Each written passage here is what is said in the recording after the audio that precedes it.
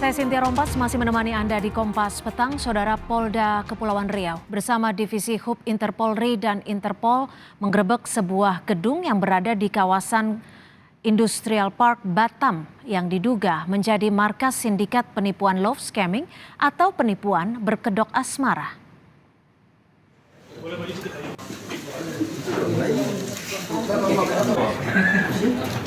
Gedung yang berada di kawasan Kara Industrial Park ini diduga jadi lokasi server judi online dan love scamming.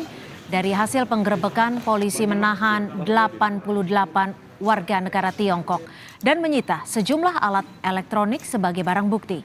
Love scamming atau romance scam merupakan jenis penipuan di mana pelaku memanipulasi korban secara emosional melalui hubungan romantis. Di ruang administrasi tadi kita ketemukan banyak barang bukti yaitu berupa China.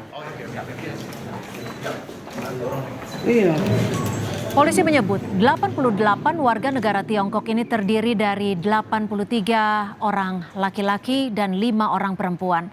Polisi menambahkan modus yang dilakukan yaitu dengan mengirimkan video porno maupun video love scamming untuk memeras korbannya. Dugaan sementara pelaku menyasar korban asal beberapa negara termasuk Tiongkok dan Indonesia.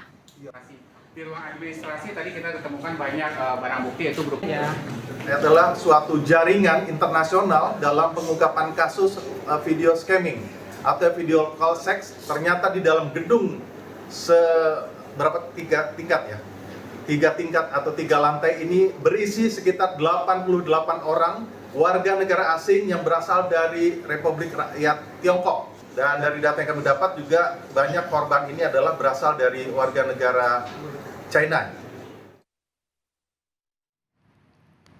Dalam kasus love scamming sebelumnya yang sudah terungkap ada modus yang kerap dilakukan pelaku love scam atau tipu-tipu berkedok asmara.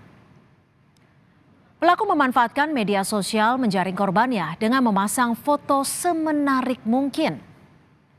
Setelah korban tertarik dan termakan janji manis, pelaku love scam melancarkan aksinya meminjam uang dengan berbagai alasan dan kemudian menghilang.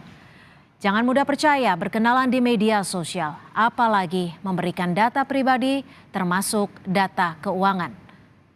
Per Januari 2022, PPATK mencatat ada 12 kasus love scam dengan nilai 6,2 miliar rupiah. Dan untuk mengetahui kronologi hingga pengungkapan kasus love scamming atau penipuan berkedok asmara yang melibatkan 88 warga negara Tiongkok, sudah bersama Kabid Humas Polda Kepulauan Riau, Kombes Zahwani Pandra Arsyad. Selamat sore Pak Arsyad, terima kasih sudah bergabung bersama kami di Kompas Petang. Boleh diceritakan kepada kami seperti apa sebenarnya kasus penipuan love scamming ini dan bisa melibatkan warga negara Tiongkok sebanyak 88 orang? Ya, baik, terima kasih Mbak Cynthia dan seluruh para pemirsa Kompas TV dimanapun berada. Ini yang menjadi komitmen Polri dalam hal ini Kepolisian Negara Republik Indonesia dalam memerangi terhadap kejahatan transnational crime.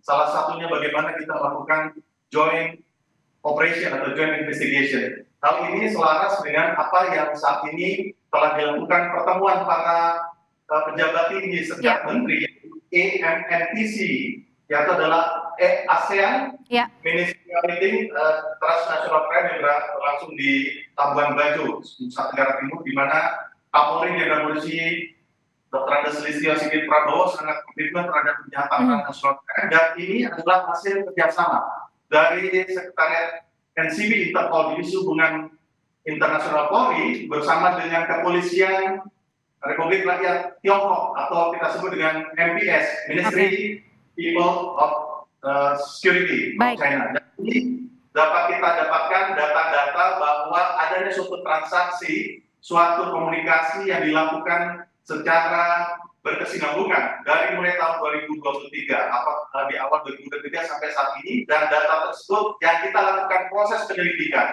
Dan kemarin kita dapat mengungkap kasus tersebut di mana langsung karena menyangkut di wilayah hukum Polda Kepulauan Riau kemarin langsung Pak Pandra, maaf saya potong. Kalau dilihat dari kasus ini sudah berlangsung sejak 2022, sudah berapa banyak korbannya dan berasal dari mana saja?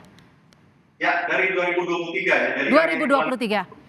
2023 dari hasil komunikasi kami itu lebih banyak adalah karena memang ke-88 pelaku ini adalah asli warga negara asing yang berasal dari Tiongkok atau dari China.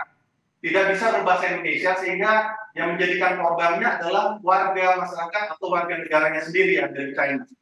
Dan ini selalu dia melakukan ada yang berfungsi berperan sebagai membuka suatu jaringan komunikasi, kemudian nanti setelah ada yang sudut korban, baru ada yang dapat pemerasan. Iya, artinya target korbannya adalah warga negara Tiongkok yang berada di Indonesia atau yang berada di Tiongkok? Yang di Tiongkok. Jadi selama ini yang lagi dilakukan pendalaman, makanya kami sampaikan dulu bahwa keberhasilan ini kami melakukan pengungkapan pada hari Selasa 29 Agustus 2023 di salah satu kawasan di daerah Kamu Industrial Park, di mana ini langsung dipimpin langsung dengan Dirkrimsus Polda Kepulauan Riau, Beristas Riyadi, dan juga dari Kepala Bagian Kejahatan Nasional. Singkat saja Pak Pandra, sudah adakah informasi terkait ada atau tidaknya korban berasal dari warga negara Indonesia? Singkat saja. Ini ya dari data yang kami dapat tentunya ini perlu pendalaman atau namanya penyelidikan secara mendalam, karena kami juga melibatkan dari kepolisian China. Saat ini sedang didalami dan sebentar lagi kami akan melakukan konferensi pers bersama SES Indonesia di Tugas Polri, yaitu Bapak Brigjen Chandra, nanti kita lakukan bersama Kapolda Kepri. Itu Mbak, sementara yang saya kami. Baik, terima kasih Kabid Humas Polda Kepulauan Riau, Kombes Zahwani Pandra Asyad sudah bergabung bersama kami di Kompas Petang. Selamat sore, Pak Pandra.